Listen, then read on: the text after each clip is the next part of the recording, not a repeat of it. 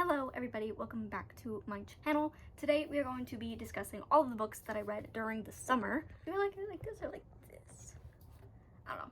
Some of these was like a few days before summer officially started, but it was in the month of June, so I feel like that's close enough. I have 14 books to talk about.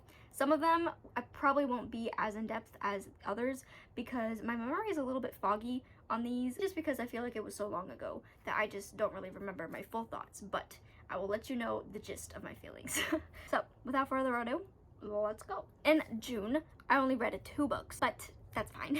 They were both by the same author, Miss Erin Morgenstern, The Night Circus and The Starless Sea, and I gave these both 5 out of 5 stars. They were perfect. The writing was so beautiful. It was so like whimsical, and I feel like it was the vibes that I needed. I was feeling very low in the month of June, and I feel like these were a great way to escape and to just have a little bit more comfort. The Night Circus, I feel like everybody knows what the Night Circus is about. The main premise is that there's a circus that comes to town. You can only enter once the sun is set. Nobody knows how it gets there, nobody knows how it leaves. It just kind of appears and then it's gone. There's a lot more to the story than that. There's like a magic rivalry kind of going on, and I don't even know how to describe this book. I have the Goodreads thing down below so you can kind of learn more about it, but I loved it so much. I loved the romance, I loved the characters. It was just everything that I needed at the time. The magic was obviously wonderful. I loved the circus. It kind of helped inspire me for my own book idea that I have that involves a circus. And then The Starless Sea, vastly different than The Night Circus, but it still had the same vibes, I feel. Erin Morgenstern has this vibe down. I don't know what the vibe is,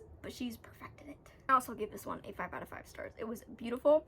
I don't really know how to describe it, but it was really good. There's a lot of secret doors that lead to a secret society. Oh, do remember. So one day, this guy, he's at his college library trying to check out books, and he finds this book that has no title. It has no like scanner and no author, and he gets very intrigued. He reads it and he ends up finding out that it is the story of his life. So he gets really invested into trying to figure out who wrote this story, who the other stories are about, and why they have this information about him, and it kind of unlocks this whole new world for him, and it's so good. It is very magical. I feel like it's a story that stays with you for a long time because even to this day I still think about it. I don't know when, but I know eventually I want to reread this book so I can kind of learn something new. In July, we read 6 books, which I feel like is a decent amount actually.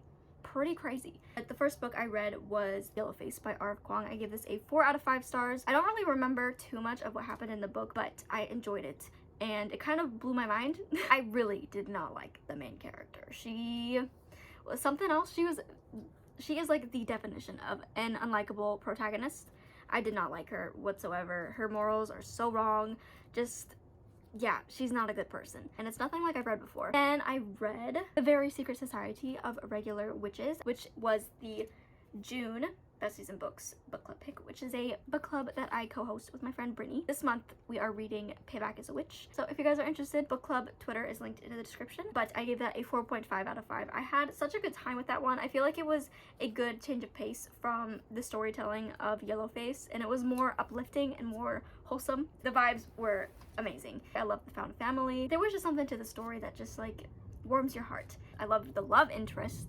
He was a great man. Then I read The Girl Who Fell Beneath the Sea by Axie. I gave that a 3 out of 5.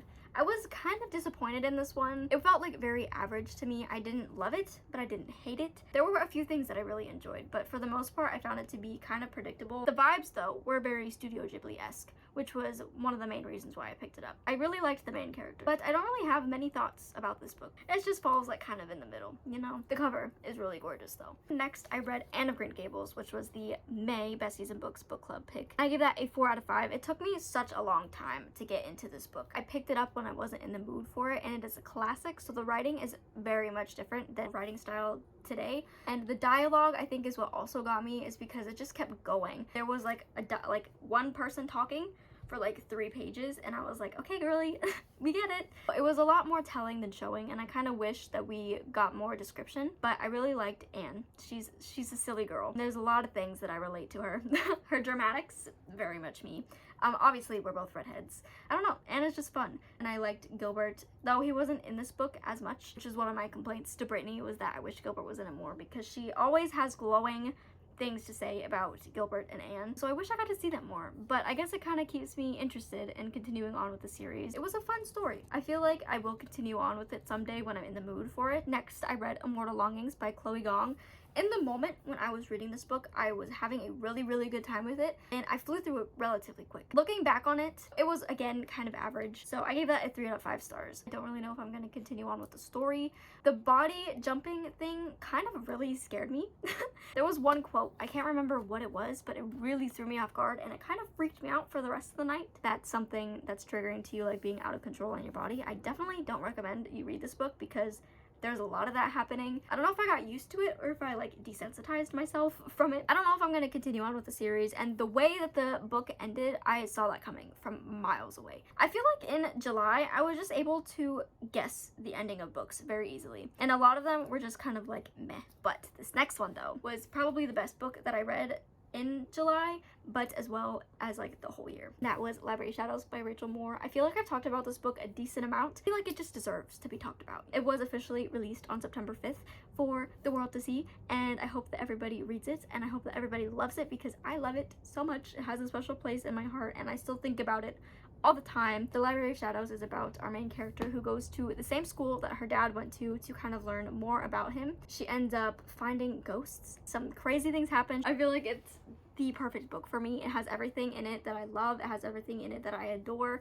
And Rachel's humor in it was just so good. It was very funny, but at the same time, it did tackle grief in a very relatable way, I feel like. I feel like it has a little bit of everything in it. It's just so good, and I love the friendships and the dynamic between the characters and all the characters themselves.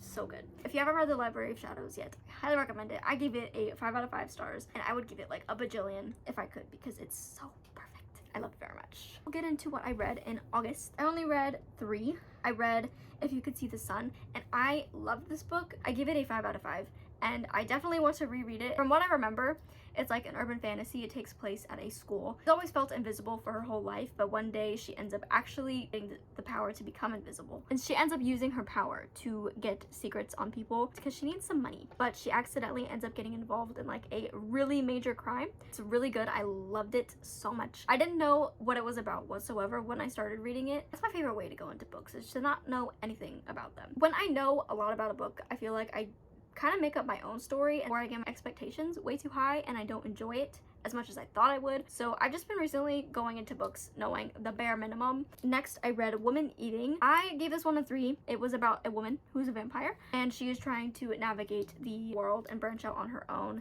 after something happens with her mother. I enjoyed this one. There was just something about it that was missing. One thing that I agreed with a lot of the reviews was that I wish it kind of delved into the relationship with her mother more, because that was kind of like one of the main things about her, which is like how she was raised and like her feelings towards her mother, but I feel like we didn't really get too into that, so I kind of wish we got to see more of it. But I give that a 3 out of 5. It was very out there. And then this book took the cake for the month of August. It was so good, and that is Divine Rivals by Rebecca Ross, and I love this book with my whole entire soul. I still think about it daily, and I want the second book so bad. There was just something to it that was just so good. I think it was the romance, because it was kind of enemies to lovers, slow burn, and it was just perfection, and I loved it dearly, and I want to go back and I want to read it again for the first time. I had so many annotations and so many highlights. It was like over 300. It's just that good. It's just that good. I just loved everything. I loved every sentence. I love the writing. I love the characters, and I feel like it touches the soul. So it is about our main character. Her brother ends up going into the army, and he promised that he was going to write her letters, but she hasn't gotten any. She slides the letter under the wardrobe because that's what her grandma used to do, to leave little messages for her. But one day the note ends up disappearing, and she ends up receiving another one back, and they end up having like a communication somehow. And then in September, I have 3 books to talk about. Currently, it is still September, but it is almost fall, so I'm counting this as summer because technically it is. We have Yona of the Dawn Volume 1. Love this so much. I gave it 5 out of 5, and I want to continue it so bad. My library hasn't added any more volumes to Libby, but I'm hoping that they do because I really want more, and I miss it, and I've only read 1 volume. But I know there's an anime for it, so maybe I'll just watch that instead. I followed that up with A Darker Shade of Magic, which is one of my all-time favorite books ever in the whole entire world, so I obviously had to give that 5 out of 5. It was so comforting to be back in this world. I did forget a lot that happened in this book, which was kind of surprising to me because I felt like I had a good grasp on what it was about, but reading it, a lot of the stuff I didn't remember, so it was kind of like reading it again for the first time, and it just felt like going home. It just felt like a nice warm hug, and I loved it so much. If you don't know what it is about Kel, who can go in between different Londons. So there are 4 Londons. There's Red London, Grey London, White London, and Black London, all of them varying in magic. Red London is very abundant in magic. Grey London doesn't have any. White London is kind of going mad with magic, and Black London is untouchable because the magic consumed them. But he has this little secret where he kind of picks up trinkets from every London he goes to. His trinket picking upping that doesn't make any sense, ends up getting him in big trouble, and he's trying to correct his wrongdoings and just return the world back to how it was. I love Kel so much. I love Lila, and I can't wait to get to the other books because they're just so good. Good soup. Last book, which is my most recent read, Fourth Wing. And I was kind of hesitant to pick this up just because of the hype surrounding it. I did not really enjoy it too much at first, but once it got to this specific point, I could not put it down. It was everything to me, and I really cannot wait for the second book. I believe that it is worth the hype. It has dragons in it, enemies to lovers, very strong female character, and I'm very glad that I don't have to wait too long for the second book. It comes out in November, and I'm so glad that I read it when I did, so I didn't have to wait longer. I give it a 4.75 because in the beginning, I found it to be kind of boring, and it took a minute to get into things, and it felt very info dumpy, but once we got past that, it was amazing. So that is all the books that I read in this summer. I feel like I read a lot of good books. If you made it to this point in the video, I love you so much. Comment down below a dragon emoji for Fourth Wing. All of my socials will be linked down below as always, and I will see you guys in my next video. Goodbye.